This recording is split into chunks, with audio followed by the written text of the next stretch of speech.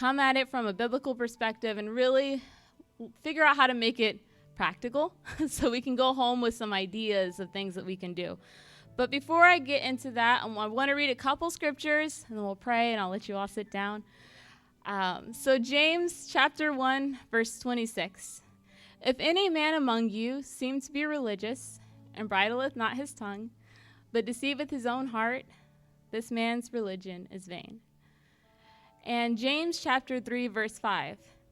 Even so the tongue is a little member, and boasteth great things. Behold, how great a matter a little fire kindleth. So let's pray. Jesus, we come before you tonight, God. We welcome you into this place, Jesus. I thank you for your spirit that has already met us here. And I thank you that you are here and that you are present, God. And I pray that you anoint this word tonight, Jesus. I pray that you soften each and every heart in areas that need to be softened. And I pray, help us as we hear this word to understand how to apply it, God. I pray, water it as it's brought forth. And I pray, help us as we just study this together tonight. And I thank you for your presence and your spirit, and we thank you for being here, Jesus. In Jesus' name we pray. Amen. All right, you may be seated. So I didn't realize how much James talked about communication until I started preparing for this message tonight. And I realized James had a lot to say. It makes sense. He was one of the early influencers in the early church, and I'm sure he dealt with a lot of people and had to deal with communication with a lot of different people, and he had a lot to say about it. But really, just looking at what he's talking about here, he's emphasizing how important the tongue is, how we can be religious in so many different ways. We can be totally apostolic, we can be generous, we can just open our homes to people, we can be thoughtful, we can be all these different things. But if we don't have our communication under control, it kind of derails all of that. I'm sure we've all seen that. We've been around people who we really, really admired greatly for their walk with God, their prayer life, their anointing, and then they slip up and say something that's maybe disrespectful or cutting, or it could be anything that slips out, and all of a sudden our respect for them drops a lot just because of something that slipped out of their mouth. And it's even so much so in relationships. So this message tonight, I'm going to gear specifically towards marriages, but I really think this can be helpful for anybody, because anybody that talks and anybody that has ears communicates. And so these are important for anyone, but even so much more so in a marriage. We communicate with one another all the time, and tensions are so much higher, and there's emotions that get in the way, and it's so easy to let that fire spark in our tongue and say things that we wish we would never have said, things that we regret later. And this can hinder our influence with our spouse. It can hinder influence with our kids or anyone else who's around who kind of hears this happen. And so, okay, well, we know this, right? We know we have to get our tongue under control. We know we need to communicate. That's clear. Well, how do we actually go about doing that is the question. It's like, okay, well, I get that. It's difficult. So what I want to do tonight is really break this down into two different categories: how to listen and how to express yourself. And there's a reason that I put them in this order, is because a lot of times when we think about communication, our brain automatically goes to, okay, well, we think about the most eloquent speakers, right? The people who can really just pour their hearts out and really communicate in a beautiful way, and we get what they're saying. And we think about those people first a lot of times. And we don't give enough attention to how to listen, because in my opinion, that's the most important part of communicating, because if both people are talking and they could be super eloquent and pouring out their hearts, if nobody's listening, then there's no communication happening, because nobody's receiving what's being said. So I really want to take some time first to emphasize how to listen, and then second to emphasize how to express yourself. So I have some scriptures on how to listen. Again, coming back to James, who talked a lot about communication. James chapter 1, verse 19 says, "Wherefore, my beloved brethren, let every man be swift to hear, slow to speak, and slow to wrath. Swift to hear, slow to speak, slow to wrath. From here, James, before he even gets into talking about how the tongue creates a fire and all of that, he emphasizes how important it is to listen. And there's a reason for this. Multiple reasons. One, if we're listening, we're not talking as much, and there's fewer fires we can start with our tongue if we're listening and not talking. But also, if we're really listening to the other person, then a lot of the things that come to our mind that we want to say, if we're listening, we're going to realize, wait a second, that's not what they meant after all. Or wait, like that's not actually relevant. Or wait, they're not really in the mood to hear that right now. I should probably wait. And so if we are swift to hear and slow to speak, then we're going to avoid a lot of those fires that James talked about that can be started with our tongue. And slow to wrath is also in here, and I think that fits into this. When we're angry, we should be especially slow to speak. This does not mean giving someone the silent treatment. I'll come back to that later, because we need to talk, we need to communicate. But being slow to speak and waiting on it until our anger comes down is important. And another scripture in Proverbs, it says, Proverbs chapter 17, verses 27 through 28. He that hath knowledge spareth his words, and a man of understanding is of an excellent spirit. Even a fool, when he holdeth his peace, is counted wise, and he that shutteth his lips is esteemed a man of understanding. And another scripture in Proverbs chapter 18, verse 3 says, he that answereth the matter before he heareth it is a folly and a shame unto him. So these scriptures, again, are just really emphasizing how important it is to listen and to spare our words. So I'm sure that everybody in here has had this experience where maybe either you were the one that was really hurting or somebody else was. I know I've had the experience of someone who was really hurting, and I was sitting with them, and they were pouring out their heart about something that happened, and it left me speechless because I'm like, I can't believe this happened to you. Like, I have no words to say to console you, no wisdom to give, nothing. And I'm sitting there like dumbfounded, like I feel like I'm not being helpful at all because I have nothing to say, and I'm just sitting there listening. And afterwards, the person is like, you know what? You helped me so much tonight. Like, you are just so wise, and you just encouraged me so much. And I'm like, I didn't say a word. Like, I didn't give you any advice. I didn't do anything. What are you talking about?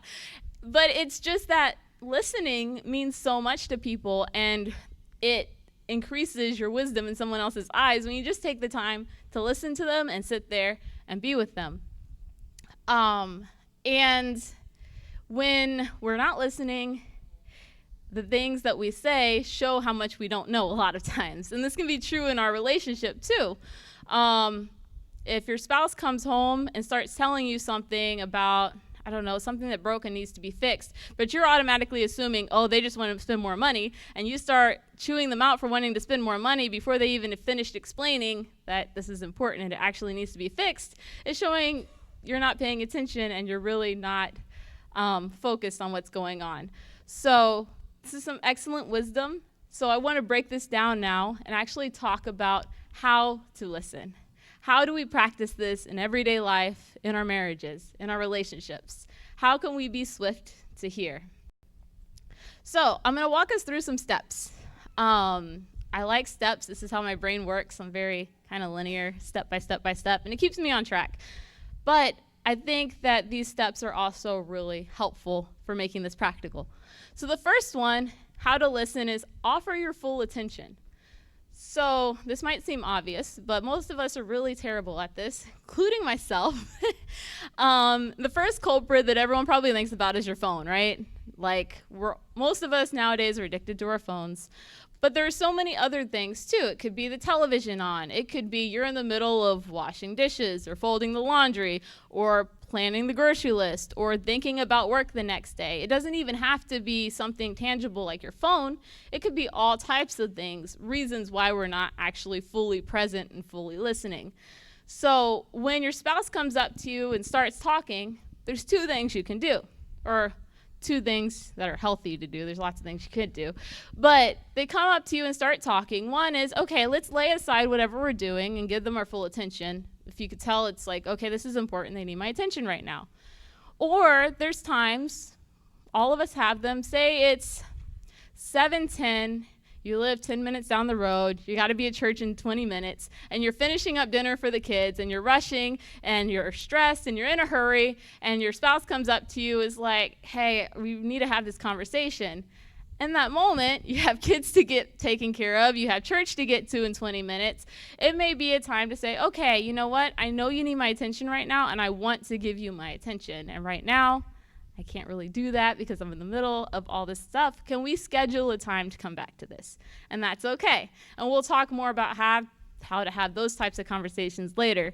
But offering full attention is so important because, one, it helps the other person feel like you care about them, like you're actually prioritizing them, and they feel cared about.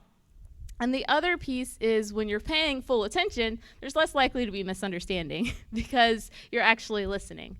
So minimize the distractions, prioritize the conversation. That's step one. The other one is, okay, so in your mind, you're prioritizing the conversation. Now you have to let the other person know that you're really engaged. So how do we do this? It's not by, okay, I'm really tired, so I'm just going to kind of lean back in my lazy boy and close my eyes while you're talking. Like, okay, that's tempting. It's the end of the day, you're tired. But now your spouse doesn't know that you're listening. Even if you are offering your full attention, they think you're dozing off or daydreaming about something. So next step is lean in. That shows that you're engaged, that you're really listening. Just lean in and give them your full focus and full attention.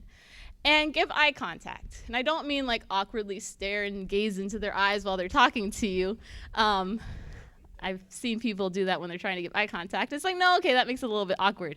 But just be looking at them, not off at something else. Generally, you can break eye contact every now and then. That's fine. You don't have to be rigid about it. You don't have to lean in every conversation. But these are just general guidelines and things to think about. Are you showing with your body that you're listening? Because body language sometimes, a lot of times, means more than words do. So you can say that you're listening, but is your body language showing it? Are you conveying it? So lean in, give eye contact, show that you're paying attention. And this next one can be really challenging. Just don't interrupt because you're not offering your full attention if you're interrupting. So interrupting may be your brain's going 100 miles an hour about everything you need to do, and all of a sudden you remember that you left the iron on at home, and you're in the car, and you're like, I left the iron on, and interrupting the middle of their conversation. Or it could be they're talking, and all of a sudden you have this great idea about what they're saying, or all of a sudden they say something that triggers you, and you blurt out and say something. It could be anything. But when you're listening, try your best to hold it in and save it, and don't interrupt, because part of offering your full attention is being there and listening. So 3 steps: minimize distractions and prioritize, show with your body that you're listening, and don't interrupt. So moving to the next one, listen to understand. This can be hard for many of us too. So it's like, okay, now I'm showing that I'm listening, I'm focused, I'm not interrupting, but we're having kind of this tense conversation, and I'm really keyed in and listening for everything you say that might not quite be right, so I can use it for my argument when it's my turn to talk. Or we're listening and we're not really paying attention fully. So this is where the intimacy of listening comes in. This is where it really builds up the relationship, is when you're listening to really understand. And this is what I was talking about in the last one when it comes to talking about our differences and talking about our needs. When we're having those conversations, it can be really challenging because it's okay. Well, our needs right now are clashing. So I'm perceiving that we're, quote unquote, not really enemies, but we feel kind of like enemies. Like, okay, I have to show you that my needs are really important and I need my needs met. So it can be really hard to listen to really understand their needs and their point of view because it feels like they're kind of clashing.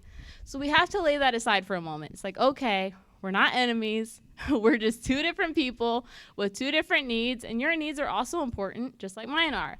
So when it's your turn to talk, I'm really going to just lay mine aside for a moment, not saying that we're not going to come back to them, not saying that we're going to walk all over them, But I'm going to lay that aside, and I'm going to really try to understand where you're coming from. I'm going to put myself in your shoes for a few moments and really try to hear what it is that you're trying to convey to me. So how do we do this? One is we have to pay attention to more than just the words that they're saying. It's also important, just as our body language is important when we're listening, we also have to pay attention to their body language, to their tone of voice, to the context surrounding what they're saying. So for example, say I'm at home, Devin comes home and he had an interview, right? And I'm all excited. I'm like, okay, I want to know how this interview goes.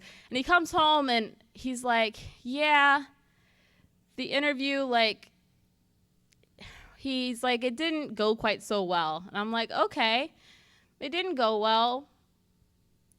You know, it could be whatever. But then I pay attention to his body language, like, okay, his shoulders are really drooping. Maybe I think he's this confident guy. I'm like, okay, it didn't go well. Like, you know, it's going to be all right, whatever. But if I see his shoulders are drooping, he's kind of like not talking very loud, he's mumbling a little bit, I can take all of those cues in to inform, okay, wait a second. Right now is probably not the best time to give him a pep talk or any of that. Right now is the time to just listen and be there and be present.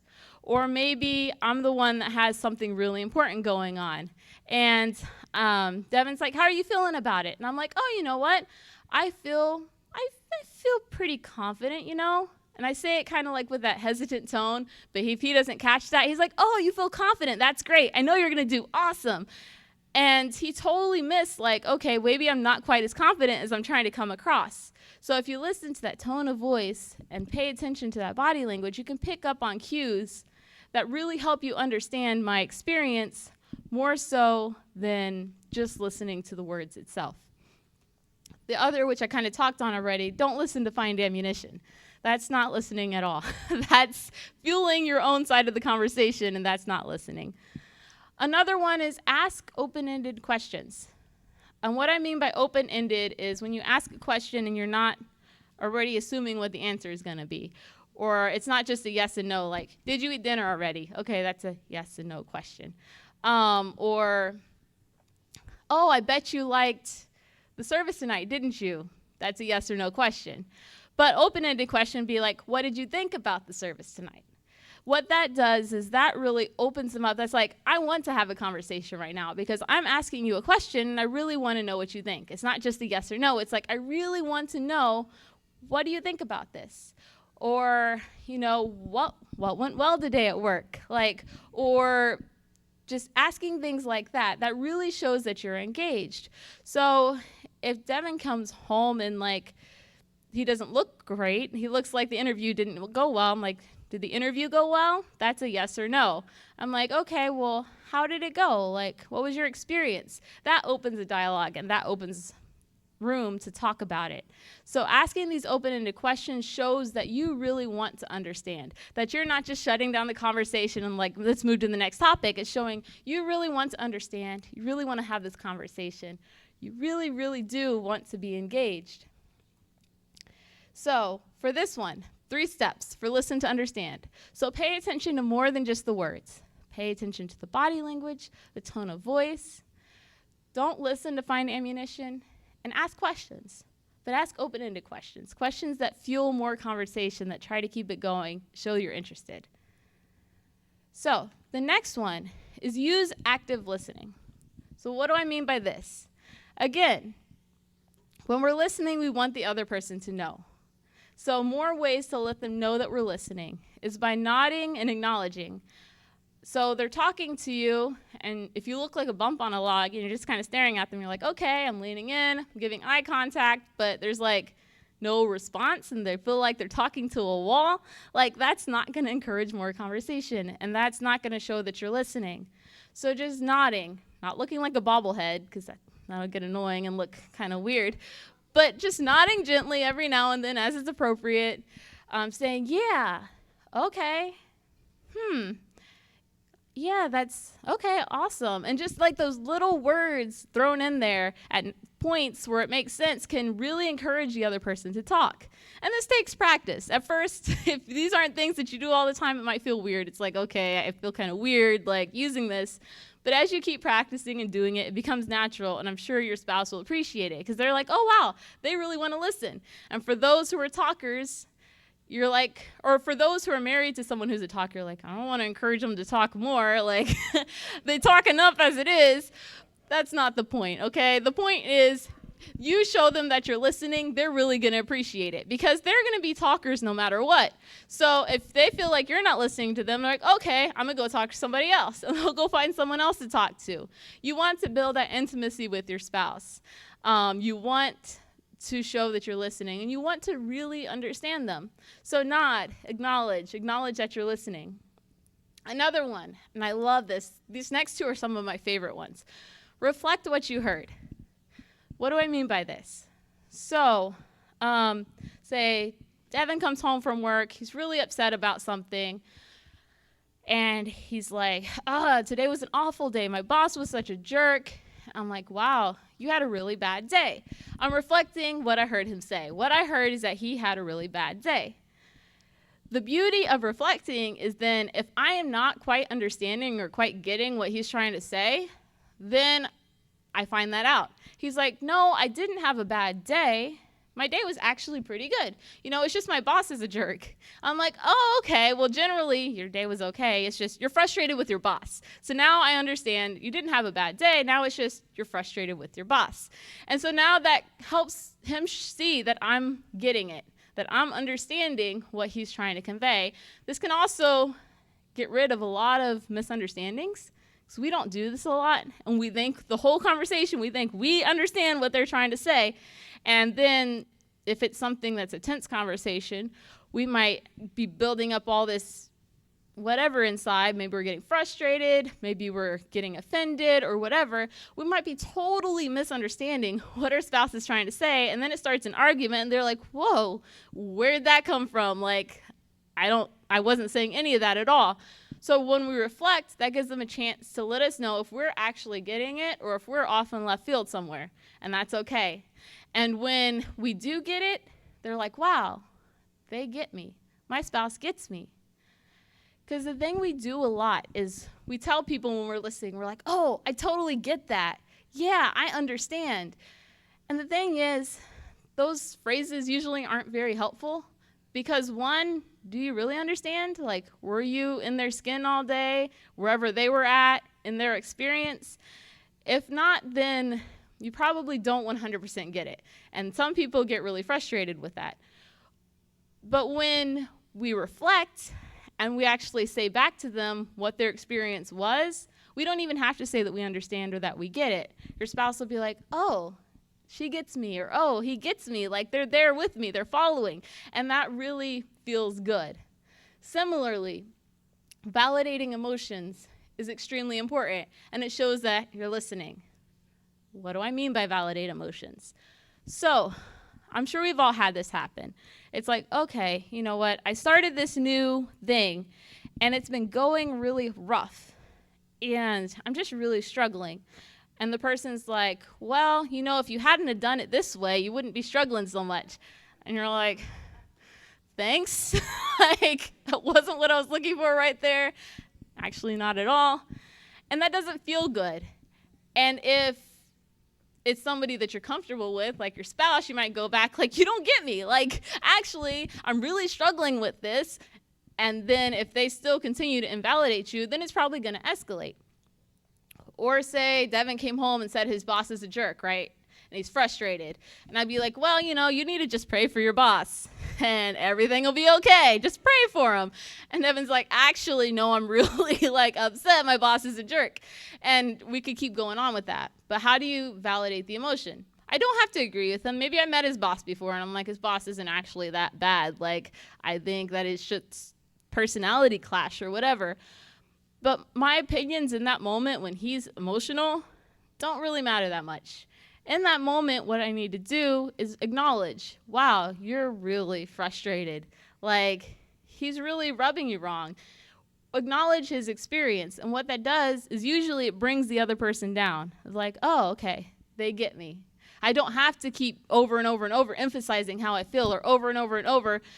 expressing this because they get me, and now we can have a conversation. And later, maybe there's the time to have a conversation about whatever you think maybe they need a different perspective or something, and we'll get to how to offer advice in a little bit. But first and foremost, when someone is emotional, whatever emotion it is, the first thing we need to do to show that we're listening is validate those emotions. Let them know it's okay to have emotions. Maybe I don't agree with your emotions, but that's okay. I don't have to agree. Emotions are emotions. They're your experience. So let me just express that I acknowledge your experience, and I'm here with you.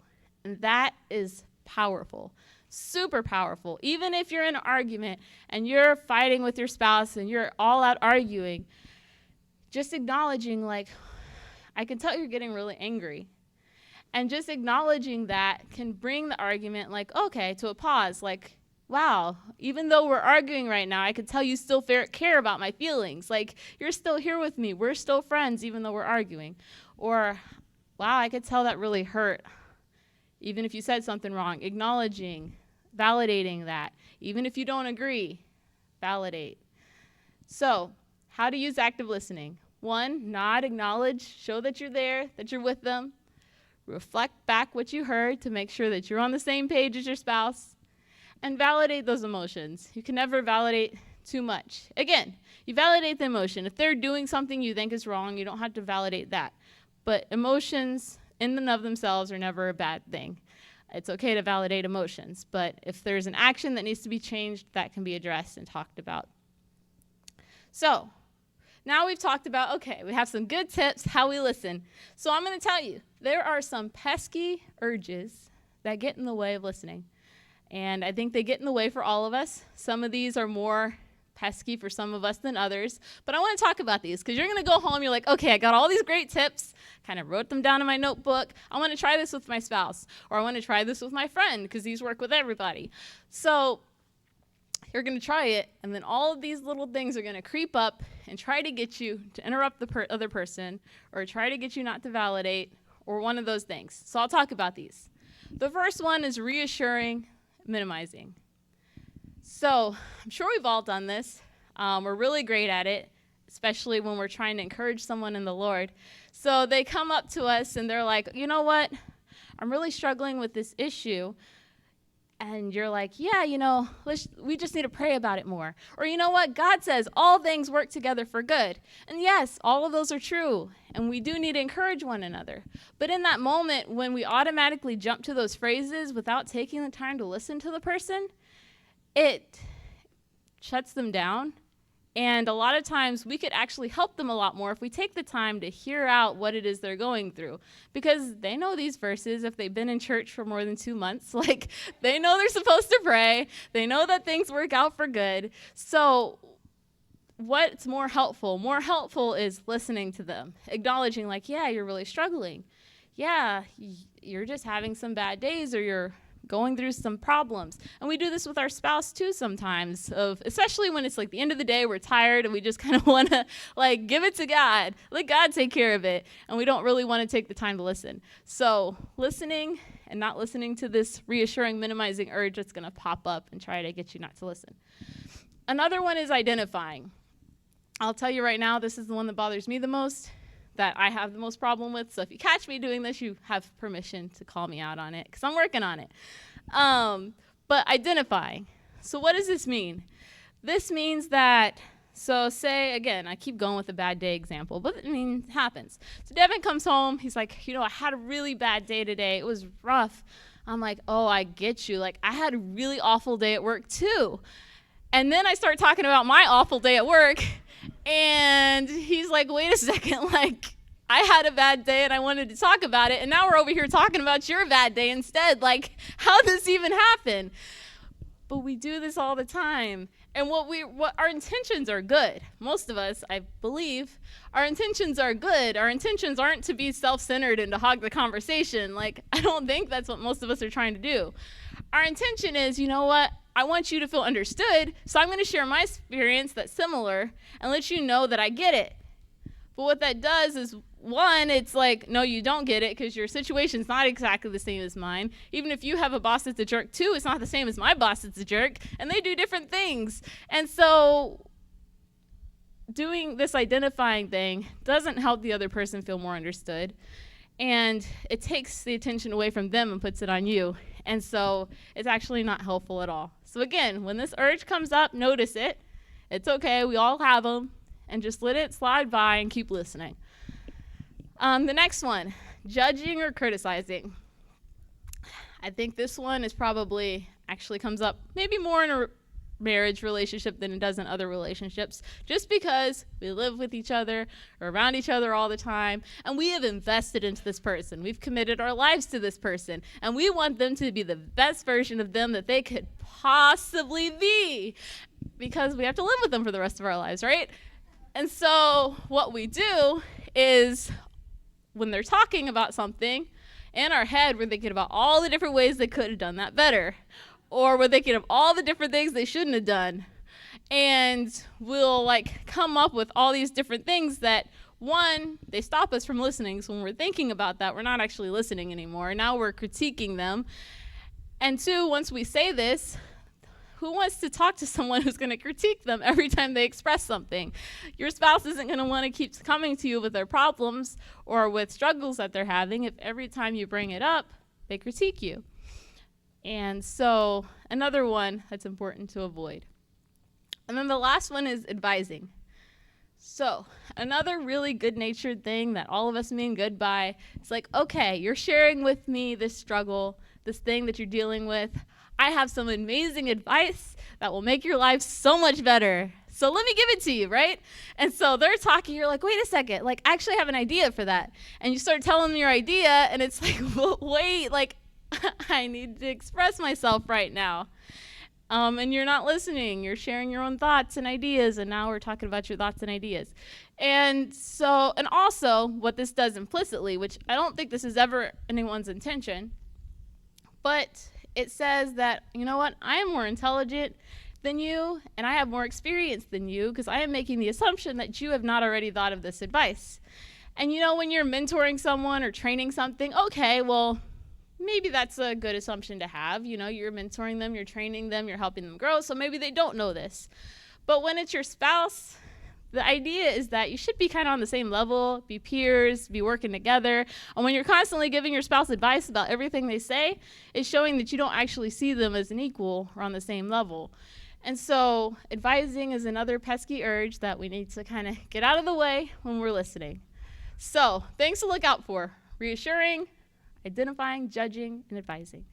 So now that we've got that out of the way, we can move to the next part, which is about talking. How do we express ourselves effectively? And again, I put slow to speak on here because we have to remember this. We have to be slow to speak, quick to hear. But there are times, though, when we do need to express something, when we do need to say something. And most of this isn't so much about everyday casual conversation, how to have small talk or how to just be friends with each other, but this is how do we talk about things that really need to be talked about, and how do we have those conversations. So, again, I have some scriptures here. The first one is Matthew chapter 12, verse 36. But I say unto you, that every idle word that men shall speak, they shall give account thereof in the day of judgment. And then the second verse is similar. Psalms 141, verse 3. Set a watch, O Lord, before my mouth. Keep the door of my lips. So we see here that, and probably most of us know this already, but it's good to be reminded of this, especially in our relationships with our significant other, because we tend to forget about this. We get so comfortable with them that a lot of times we think we could say just whatever we want, whatever's on our mind, whatever it is that's bothering us about them, and we could just let it all out because, they're my spouse. We're together forever. We can express whatever we want to each other. And it's okay, well, it's good to be reminded that even in these relationships, we're going to have to keep account for every word that comes out of our mouth, for everything we said that wasn't Christ-like. And we have to endeavor, when we are talking to our spouse, to be just as Christ-like as we would if we were talking to a brother or sister at church, as if we were talking to the pastor. Yeah, maybe we can be a bit more casual, but we still have to be kind, and we still have to keep account of our words.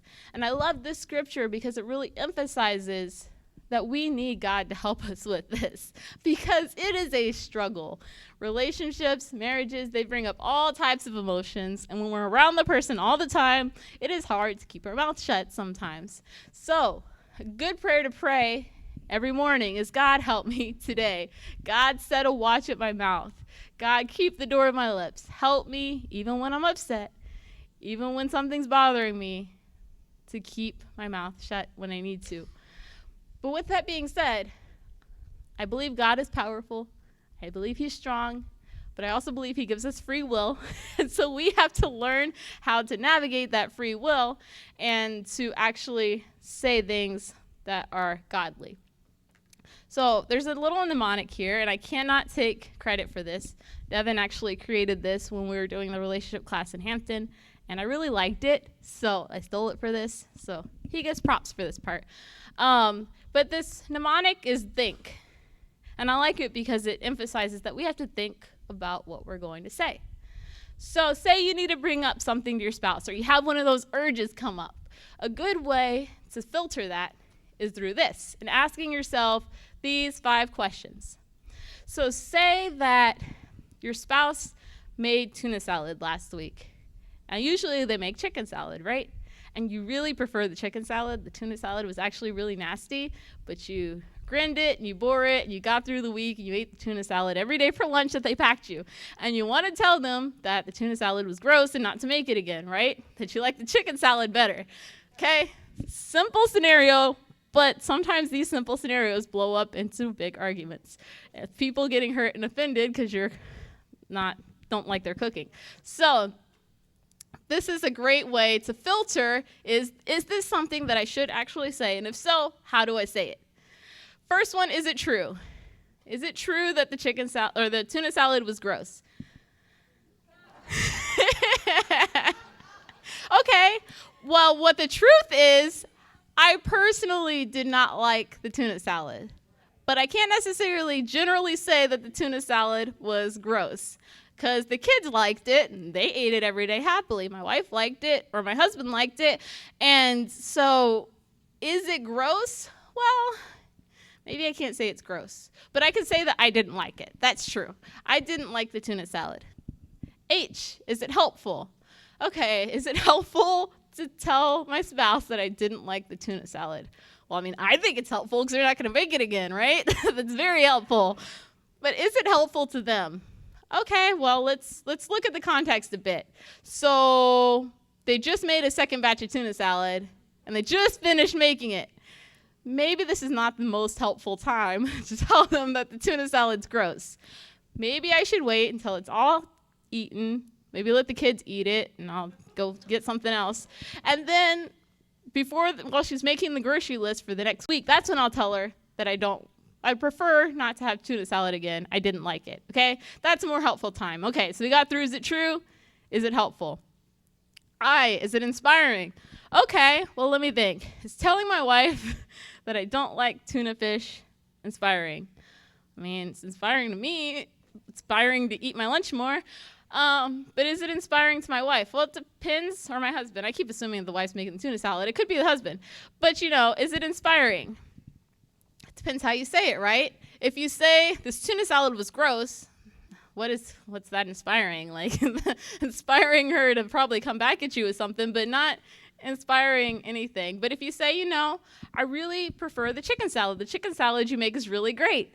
Okay, well, that's inspiring. That's inspiring her to make more chicken salad. So that's inspiring. Okay, so I'm refining my conversation that I want to have. I'm making sure that it's true, it's helpful, it's inspiring. And N, is it necessary? Again, I think this is pretty necessary. I don't want to keep suffering every week at work with this tuna salad that I don't like. So, okay, it could probably get through that. It probably is necessary. If I'm just a picky eater and I don't like anything, then maybe it's not quite so necessary. I just need to either go buy lunch or make my own lunch or something else. But in this case, it's just the tuna salad I don't like. It's necessary. We need to have this conversation. Okay, K, is it kind? Well, by the time we get to this point, hopefully it's kind. But, as one last check, we need to make sure. So how can I do this in a kind way? Maybe I need to make sure that I'm not doing it at a time when my spouse is really tired, or when they're really busy with a bunch of other things, or watch my tone of voice when I say, like, I really like that chicken salad a lot better than your tuna salad. Okay, that's probably not the most kind way to say it. But saying something like, babe, you're a really good cook, and like almost everything that you make in that chicken salad is really amazing. And, if we're going to eat that for lunch, I would prefer to have the chicken salad over the tuna salad. I like it a little bit better. That's much more a kind way of saying it than just your tuna salad's gross. Please don't make it anymore. Okay, so think. Before you come out and say something, especially if it's something that could be controversial, think. Is it true? Is it helpful? Is it inspiring, necessary, and kind? So now what I want to do is talk about some different communication styles, because I'm going to go in a bit more into how, when you have a need, how do you communicate it. But first I want to break these down briefly, because I recognize that most of us fall into one of these categories, just naturally. Either it's our personality or our temperament or the way we were brought up. Some families are just really like, we let people know what we're thinking about everything and no filter. And some families are really beat around the bush and you really don't tell anybody anything and you just try to find other ways to get around it. And so there's different communication styles that we fall into. And it's important to be aware of these in ourselves because it determines what we need to work on. So the first one is aggressive communication. Probably most of us, when we hear this, we have an image in our mind of, what does aggressive look like? But I want to break it down because this actually covers a lot more than our stereotypical yelling at each other and screaming and throwing things. So the goal for aggressive communication is domination and control.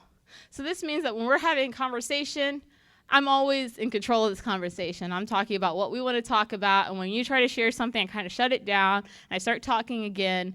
And if you express a need, I kind of minimize it, and I'm like, no, but my needs are this.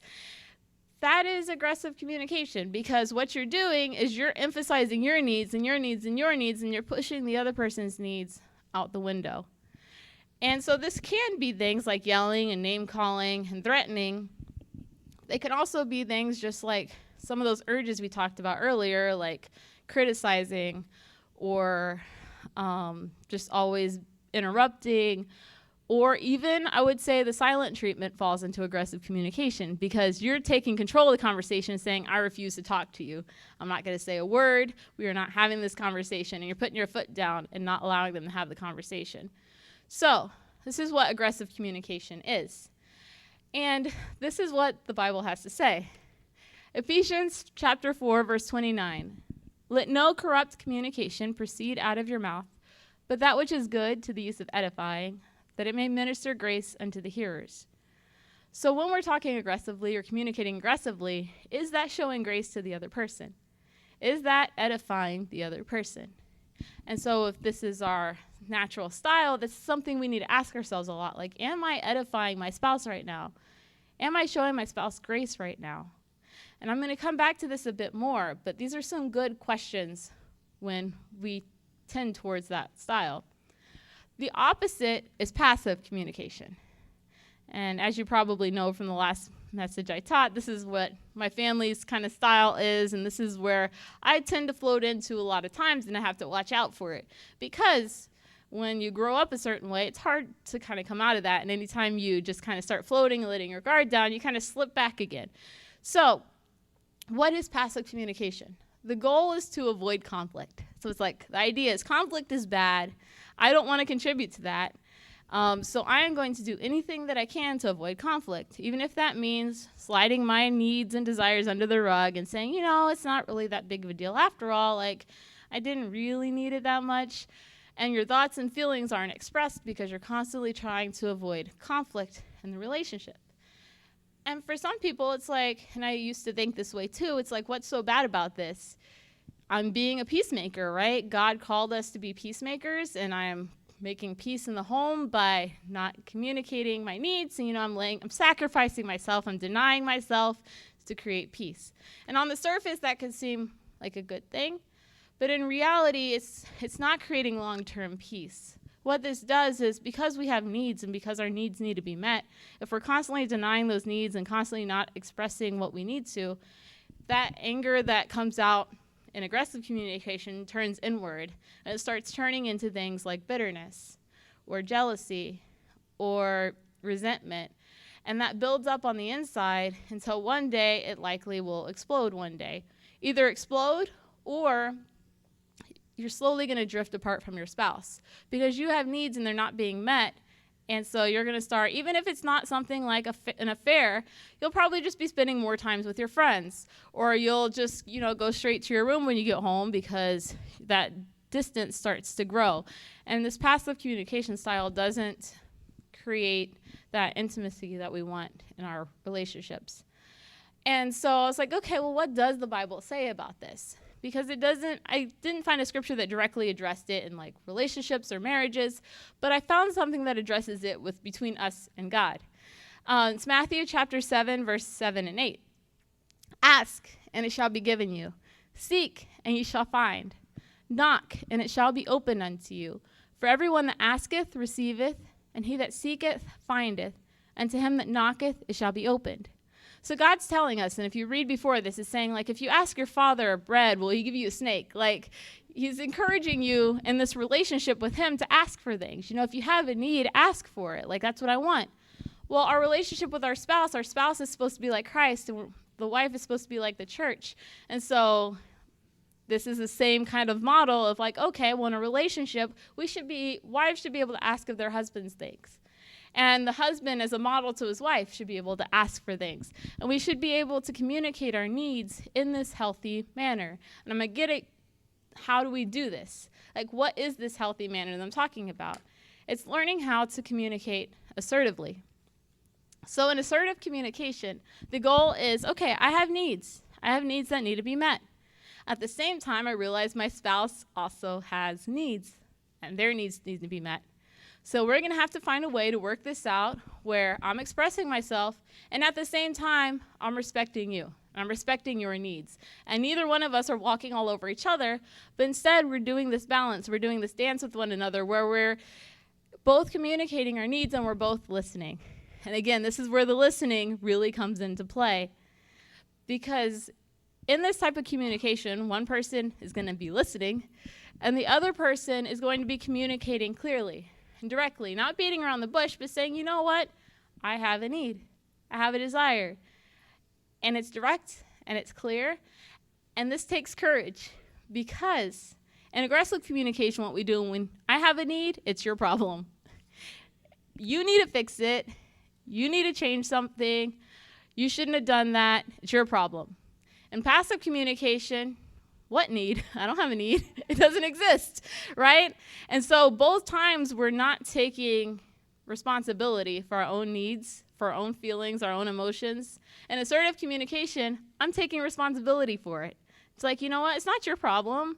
And it's not that it doesn't exist. It's just like, I have an issue. I have a problem, or I have a need, and I'm going to talk about it. So it's one person being direct and clear and taking responsibility for their own feelings, and the other person engaging in that active listening that we were talking about earlier. So how do we do this? So I have a wonderful another mnemonic from a type of therapy, but I love it because it works great for everybody. It's from DBT, but it's called Dear Man. And this is great in relationships too, especially when assertive communication is not our natural style. So what it does is it gives us a framework for how do we do this? How do we communicate assertively? So what we start out with is describing the situation. So I'm going to go through this with the scenario as I go through each of these. So the situation is, it's going to be me and Devin in this instance. So Devin wants to have people over, right? And I am tired from my long days of work, and I don't really want to have people over, and I have to work again tomorrow, okay? Situation for context. So I'm going to describe the situation. I understand that you really want to have friends over this evening. So I'm letting him know, I'm giving him some context for what I'm about to be talking about, describing the situation. So I'm not adding, I'm not criticizing, I'm not throwing those things in of like, you're not respecting me, my tiredness. No. I'm just describing the situation. The situation is, I understand you really want to have friends over this evening. E is for express. So this is where I get to say how I feel about it. So for passive Elissa, this is like, I don't like this part, but it's needed. Like, we have to be able to communicate how we're feeling. So express. Because I've been at work all day, I'm feeling really tired and socially drained. I have to make sure I'm using this evening to re-energize for work tomorrow. So if we have people over, I won't be able to relax. So I'm letting him know how I feel about the situation. Like, I'm tired. I really want to relax. So a lot of times we stop there, though. We're like, okay, that's enough. They should get it, right? I told him I'm tired and I want to relax. Well, in my mind, that makes sense, and he should get, like, I don't want to have friends over. But in his mind, and I'm not saying Devin's like this, but just for example's sake, he might be like, okay, you're tired. You can just stay in the room all night, and I'll have friends over. We'll be great. And then now I'm angry, because I'm like, how dare you, like, exile me to my room and have friends over? But in his mind, he's honoring my request of I want to rest and, relax. And so that's why this next step is so important. This is where we have to be super direct and say exactly what it is that we're wanting from our spouse. So, in a concise statement, I would really appreciate if we didn't have company over this evening.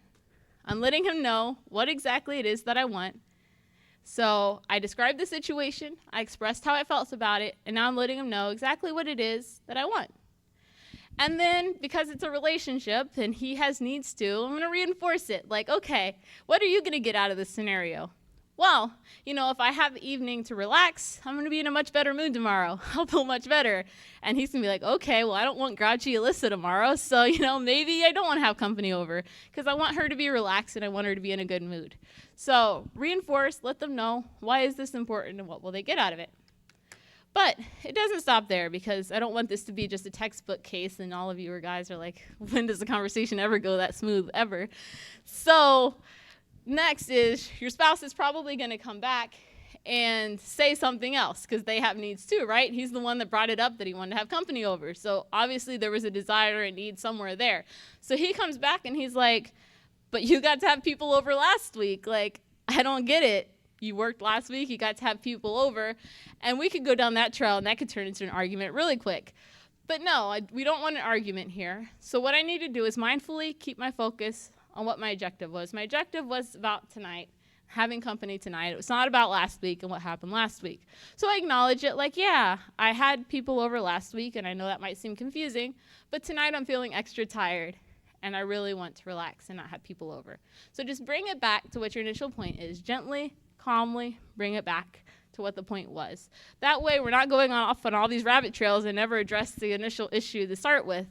We're keeping and pulling it back to what it is that we're having the conversation about. A is appear confident and effective.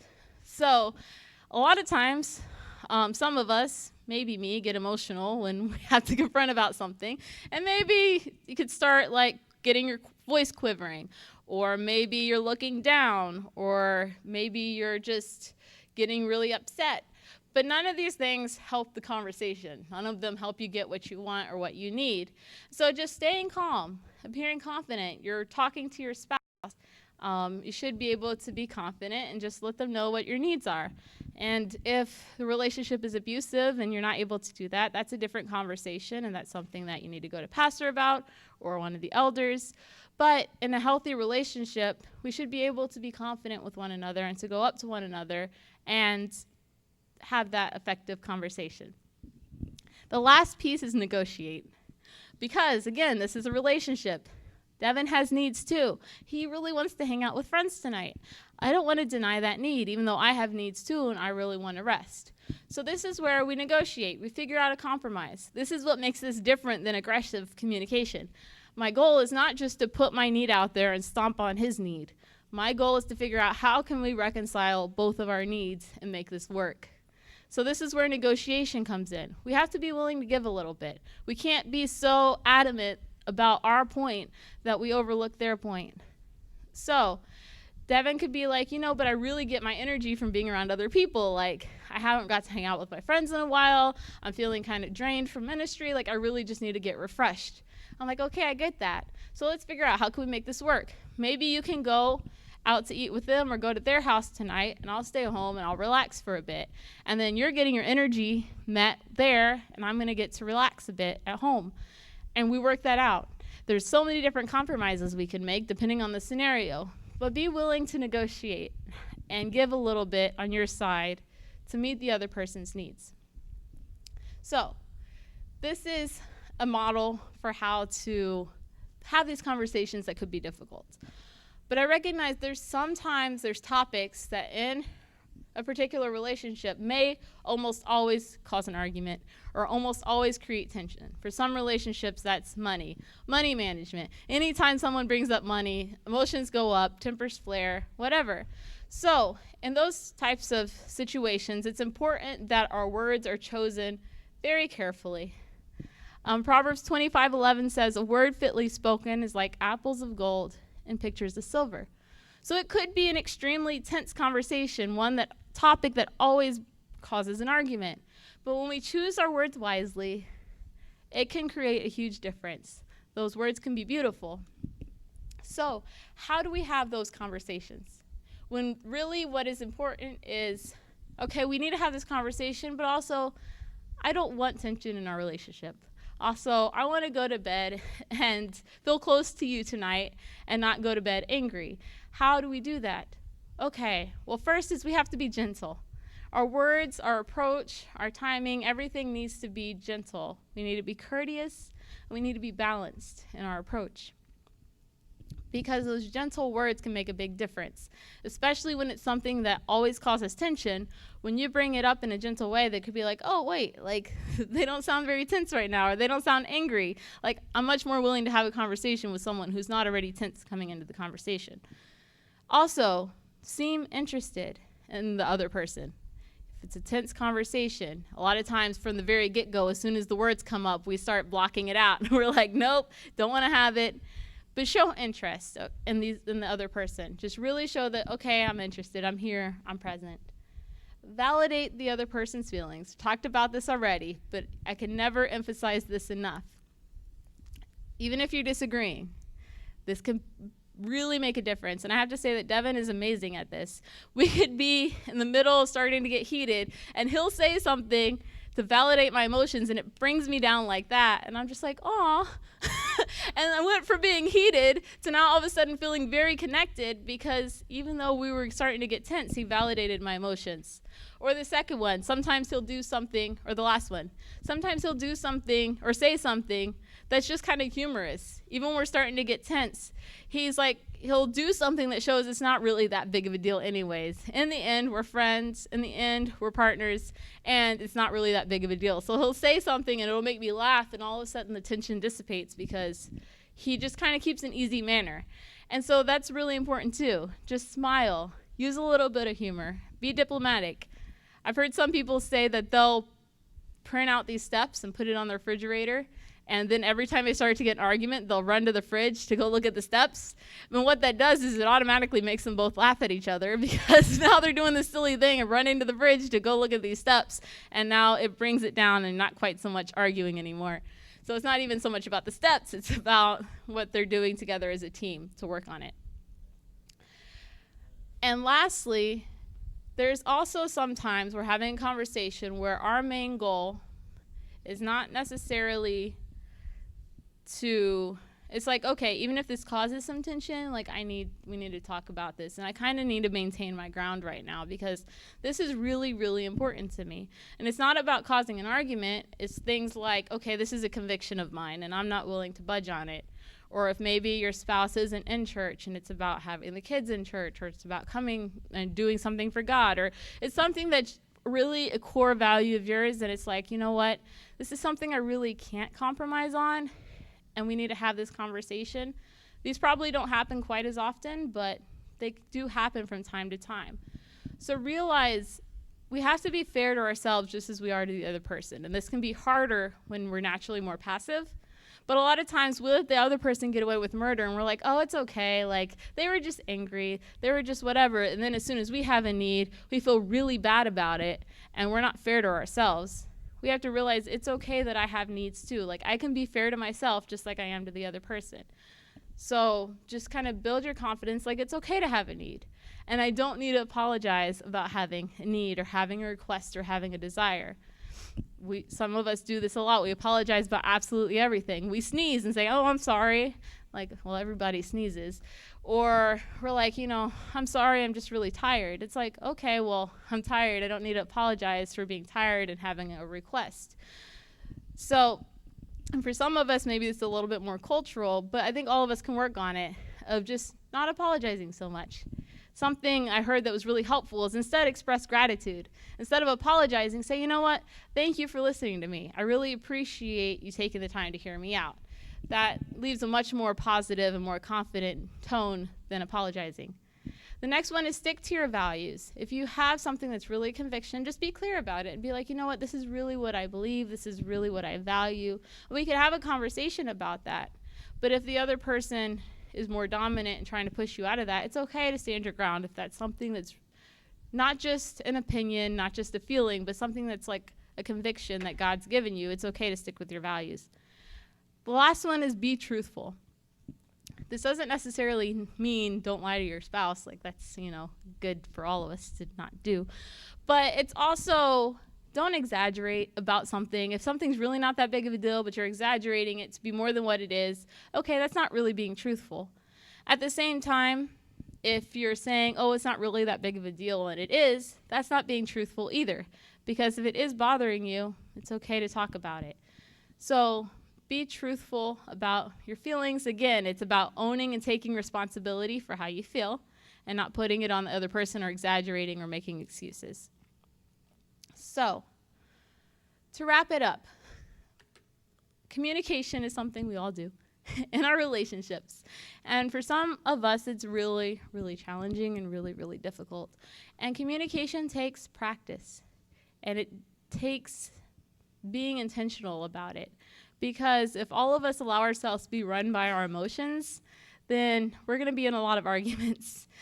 Because our emotions, even though they're real and even though they're valid, they take us to a lot of places where we don't quite need to be. So it's important that we're being aware of our conversations, that we're intentionally listening to our spouse. It makes a huge difference when they feel understood, when they feel heard, when they feel cared for. It also makes a big difference when we're able to really just take responsibility for our own needs and also respect the needs of the other person and have those conversations, because then we're no longer warring with each other. Now we're working together as a team. Now we're trying to figure out, how do we make this work together? And conversations don't have to be a trigger for an automatic argument. We can have these conversations about difficult topics and still be okay because we're working together. We're making sure that we're both being taken care of in the process. We're making sure that we're both being heard.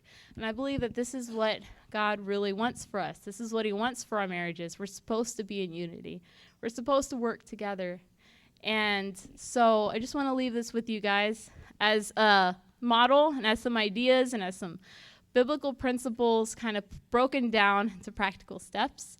And if anybody wants a copy of this, just kind of for the steps or whatever, let me know. I'll be happy to give you a copy too.